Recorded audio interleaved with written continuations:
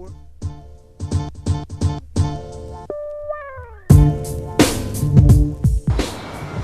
It may come as a surprise to many that the occasional black family lived in the predominantly white Old Colony during the 1960s and early 1970s.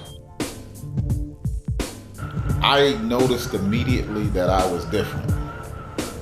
And that's, if I have a lasting memory of living in Old Colony, I just knew very early on that I was different.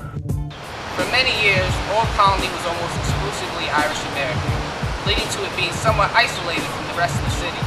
Old Colony made the headlines in the mid-1970s when its residents played a major role in the anti-busing riots. It was in the mid-1970s when violence erupted in South Boston over school-ordered busing that it became inconceivable for a minority family to move into any of the neighborhood's 3 major housing developments. There was enough racial tension in Southie during this time that it would be almost impossible for any non-white to live in the Old Colony complex without the constant threat of violence. It was getting pretty bad. Towards the end, I moved there in 68, in 69, in fact. In 71, we moved out of Old Colony. It was nowhere near when the busing thing, when I think that it would have been a life and death issue if we were there back then.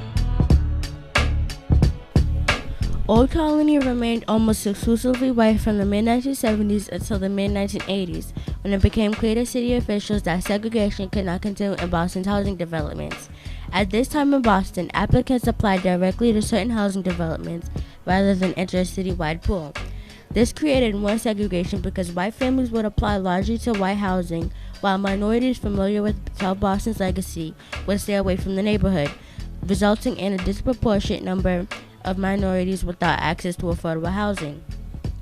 Officials were able to negotiate some sort of planned integration with tenant leaders at Ellen McCormick and West Broadway, but leaders at Old Colony were not cooperating. Ironically, it was Ronald Reagan's Department of Housing and Urban Development that caused a major breakthrough when it ruled that the process of applying for individual housing led to increased segregation. This meant that a citywide list for public housing was instituted instead of the previous system. Federal officials met with city officials, and soon black and Latino families were scheduled to move into South Boston. It was in the summer of 1988, on the weekend before the 4th of July, that 2 black families moved into Ellen McCormick with counseling and protection from the city.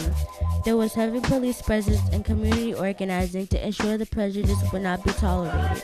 In the coming years, the housing development in Southie would become more and more diverse.